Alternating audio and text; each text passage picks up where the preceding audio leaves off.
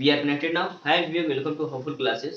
तो आशा करते हैं कि आप लोग अच्छे होंगे। और आज की क्लास में हम लोग डिस्कस करने वाले हैं एटॉमिक स्ट्रक्चर चैप्टर का न्यू टॉपिक्स आइसोबार्स एंड आइसोटॉन्स के बारे में, मीन्स संभारिक और समन्यूट्रॉनिक्स के बारे में बात करेंगे। ठीक, और हमने पिछले क्लास में, इससे पिछले क्लास जो लेक्चर नंबर 11 था आपका इसी चैप्टर का, उसमें हमने डिस्कस किया था आपका क्या कि समस्थानिक इसका स्थानिक ही हो बट मास नंबर में कुछ डिफरेंस था और न्यूट्रॉन नंबर में भी डिफरेंस आ रहा था, उसी को हम लोग समस्थानिक कहते हैं। उसके बारे में हमने पिछले क्लास में बात किया था। ठीक, आइसोटॉप जिसको बोला जाता है। ठीक, तो आज की क्लास में मुख्य रूप से बात करेंगे क्या कि आइसोबार्स मीन संभारिक क्या होता है, इसके बारे में बात करना है।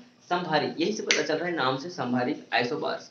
ठीक, संभारिक मीन्स भार जिसका इक्वल होगा उसको संभारिक बोलेंगे। ठीक, तो इसको हम लोग डिफिनेशन के रूप में किस तरह से लिखेंगे, ये माइंड में ये सेट करके रखना है कि भार जिसका इक्वल होगा संभारिक होगा, जिसका स्थान इक्वल होगा समस्थानिक होगा, जिसमें न्यूट्रॉन नंबर इक्वल होगा सब न्यूट्रॉनिक होगा, जिसमें इलेक्ट्रॉन्स का नंबर इक्वल होगा सब इलेक्ट्रॉनिक्स होगा। ये सारे टॉपिक्स हम बता रहे हैं। हमने पिछले क्लास में सम इलेक्ट्रॉनिक्स बताया और इससे पिछले क्लास में बताया था हमने समस्थानिक, और आज की क्लास में समभारिक और सम न्यूट्रॉनिक को डिस्कस करेंगे। क्लियर यहाँ तक?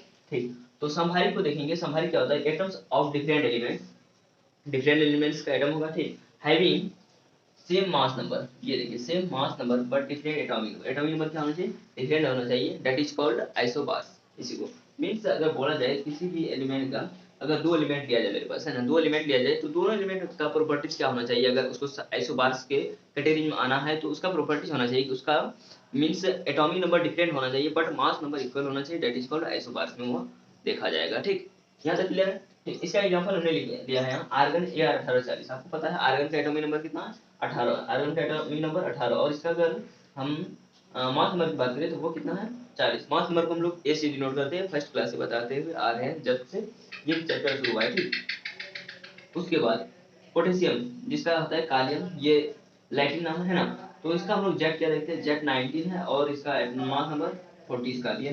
कैल्शियम सबको पता है 20 होता है और इसमें जो एटॉमिक मास नंबर है वो भी कितना होता है? 40 होता है। ठीक, इसमें हम क्या देख रहे हैं कि इन तीनों का जो है वो एटॉमिक नंबर डिफरेंट है। क्या है? Atomic number different, atomic number different है ना, डिफरेंट। बट मास नंबर क्या देखिए, मास नंबर इसका 40 इसका 40, मास नंबर क्या है? सेम है। मास नंबर क्या है?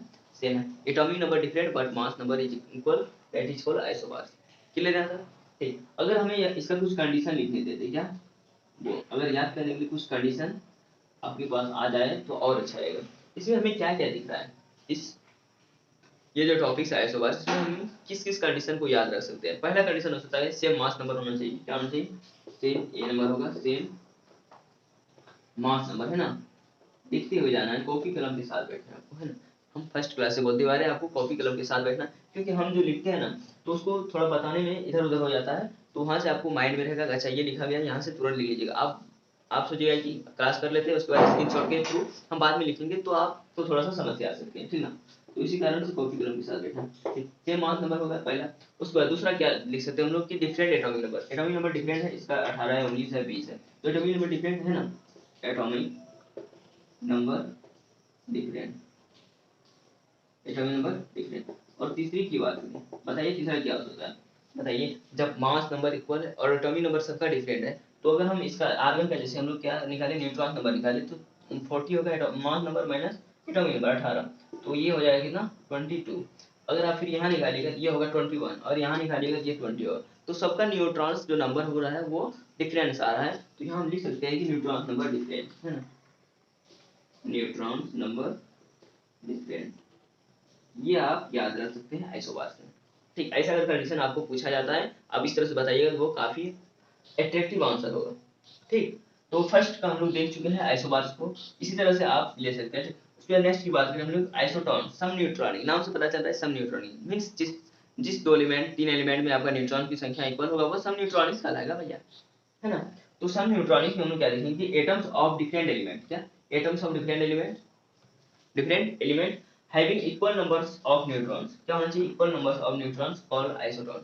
मेन पॉइंट को याद रखना है, equal numbers of neutrons that is called isotons, equal numbers of electrons that is called isoelectrons, equal numbers of atomic number that is called isotopes, है ना, equal numbers of atomic mass that is called isobars। इस तरह से आप याद रख सकते हैं आसानी से, है ना।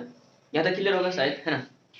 चलिए, आइसोटॉन्स हम लोग देख रहे थे कि डिफरेंट इसमें यानी कि इसमें क्या होगा, डिफरेंट एलिमेंट होगा बट इसका जो न्यूट्रॉन नंबर होगा वो क्या होगा? इक्वल होगा, इसी को आइसोटॉन्स बोलेंगे। एग्जांपल के थ्रू हमने यहाँ लिखा है कि सोडियम, है ना, सोडियम Na 11 23, जिसका एटॉमिक नंबर होता है 11, उसका मास नंबर की बात करें तो वो 23 होता है। ठीक, तो मैग्नीशियम की बात करें तो इसका 12 होता है और 24 होता है इसका मास नंबर। ठीक, तो अब हमको इसमें चेक करना क्या है, न्यूट्रॉन नंबर, क्योंकि आप तभी ना इसको सब न्यूट्रॉनिक बोल सकते हैं जब इन दोनों एलिमेंट में क्या होना चाहिए, न्यूट्रॉन्स की संख्या इक्वल होना चाहिए, तभी आप न्यूट्रॉन नंबर बोल इसको बोलिएगा कि आइसोटॉन्स है ये दोनों एलिमेंट। ठीक, तो इसमें फर्स्ट में हम लोग देखेंगे क्या न्यूट्रॉन नंबर अगर निकालना चाहिए तो ए माइनस क्या होता है जेड। न्यूट्रॉन नंबर बराबर क्या होता है, mass number minus atomic number, mass number minus atomic number. Neutron number equal to पूछेगा कोई, क्या बताना है, mass number minus atomic number. Clear है था।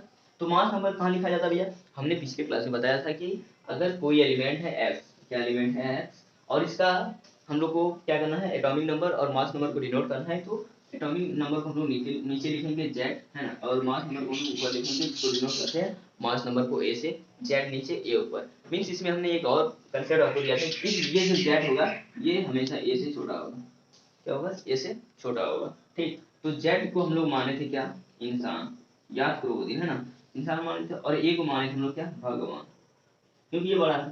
ठीक, इसी भगवान में से जब इंसान को आप माइनस कर दीजिएगा आपको न्यूट्रॉन नंबर मिल जाएगा। ये कंसेप्ट हमने पिछले क्लास में दिया था, अगर आप वो वीडियो नहीं देखें तो आपको डिस्क्रिप्शन में लिंक मिल जाएगा, आप वहां से जाके कंटिन्यू वो वीडियो वॉच कर सकते हैं। तो आइए आते हैं हम लोग इस टॉपिक में, यहाँ से हमको न्यूट्रॉन नंबर निकालना है। तो न्यूट्रॉन नंबर निकालने के लिए हमें क्या करना पड़ेगा कि ये जो मास नंबर आपके पास 23 है, क्या मास नंबर 23 है, इसमें से जब आप एटॉमिक नंबर 11 को माइनस कीजिएगा, 23 माइनस 11 इक्वल टू आ जाएगा क्या, 12, है ना, कितना आ जाएगा, 12 आ जाएगा।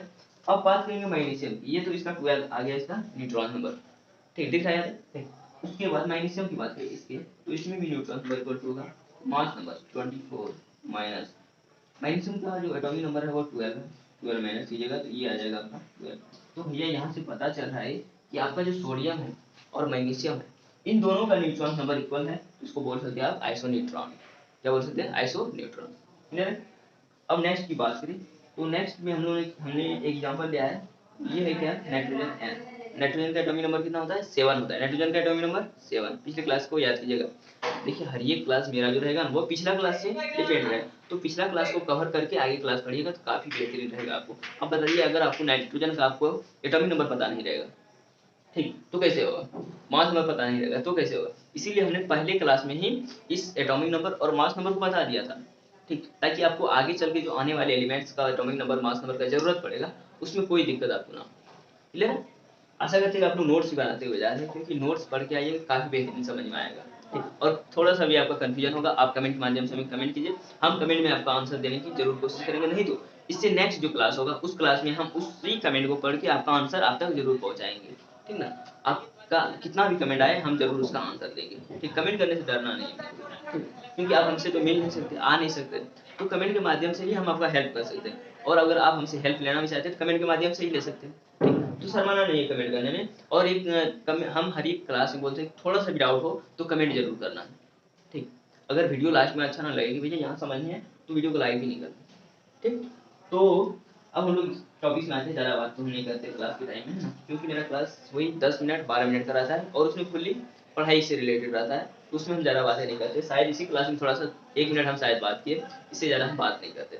ठीक, तो आइए टॉपिक में चलते हैं। तो इसका न्यूट्रॉन नंबर अगर निकालेंगे तो मास number minus atomic number, mass number 15 minus 7 हो जाएगा, ये आई हो जाएगा। अगर ऑक्सीजन की बात करें, ऑक्सीजन में न्यूट्रॉन नंबर की बात करेंगे हम लोग, ऑक्सीजन न्यूट्रॉन नंबर कितना हो जाएगा, मास नंबर में हम लोग एटॉमिक नंबर को माइनस कर देंगे। मास नंबर कितना है, 16 है, क्या है, 16 minus 8 equal to 8, 16 minus 8 equal to 8। इन दोनों में देखिए न्यूट्रॉन्स की जो नंबर है वो दोनों इक्वल है, क्या है, न्यूट्रॉन्स की नंबर दोनों इक्वल है, तो भैया आप बोल सकते हैं नाइट्रोजन N7 और ऑक्सीजन O8 ये दोनों क्या है, आइसो न्यूट्रॉन्स है। क्लियर है। इस तरह से आप चेक करके आप बहुत सारे एलिमेंट्स का निकाल सकते हैं।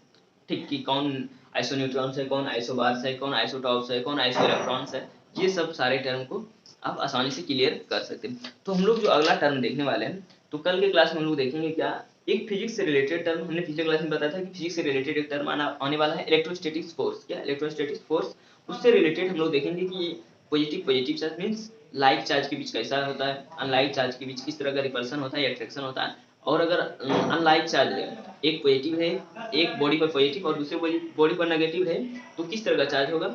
आप आशा करते हैं आप लोग थोड़ा सा इसको पढ़े होंगे, तो और भी थोड़ा सा पढ़ेंगे, क्योंकि इसका काम आपको कहाँ पड़ेगा, जब आप रेडियस निकालिएगा, है ना, एनर्जी निकालिएगा, टाइम पीरियड निकालिएगा, तो वहाँ इस सभी टर्म का वहाँ काम पड़ने वाला है। इसी कारण से हम लोग छोटे से छोटे टर्म को क्लियर करते हुए जाएंगे। और आपको पता है आपके एग्जाम में, आप जेई का एग्जाम दीजिए, वहाँ पर आपको इससे 2 प्रश्न मिलेंगे, एक एनर्जी से रिलेटेड, एक रेडियस से रिलेटेड। ठीक, इससे प्रश्न पूछे जाते हैं, क्योंकि बहुत सारे स्टूडेंट क्या करते हैं, ये सभी प्रश्न का प्रैक्टिस नहीं करते। तो हम बहुत सारे प्रश्न का प्रैक्टिस करवाने वाले हैं आपको, बहुत सारे। और बोर्ड्स मॉडल जब पढ़ेंगे, बोर्ड्स मॉडल से रिलेटेड काफ़ी सारे न्यूमेरिकल आते हैं। ठीक, तो वहाँ से हम लोग पढ़ने वाले हैं। तो टोटली केमिस्ट्री काफ़ी रोमांचक होने वाला है, ये चैप्टर काफ़ी बेहतरीन होने वाला है। तो आशा करते हैं आप लोग वीडियो को अच्छे से शेयर कीजिएगा, अपने छोटे भाई बहनों तक जरूर पहुंचाइएगा, ताकि उसको उसको भी कुछ हेल्प मिल सके। तो मिलते हैं नेक्स्ट क्लास में। आज का क्लास यही तक रहते हैं, आप लोग स्क्रीनशॉट लेके, या अगर आप अभी क्लास कर रहे हैं तो इसी टाइम नोट्स बना लीजिए, काफ़ी बेहतरीन रहेगा। ठीक, तो मिलते हैं नेक्स्ट क्लास में।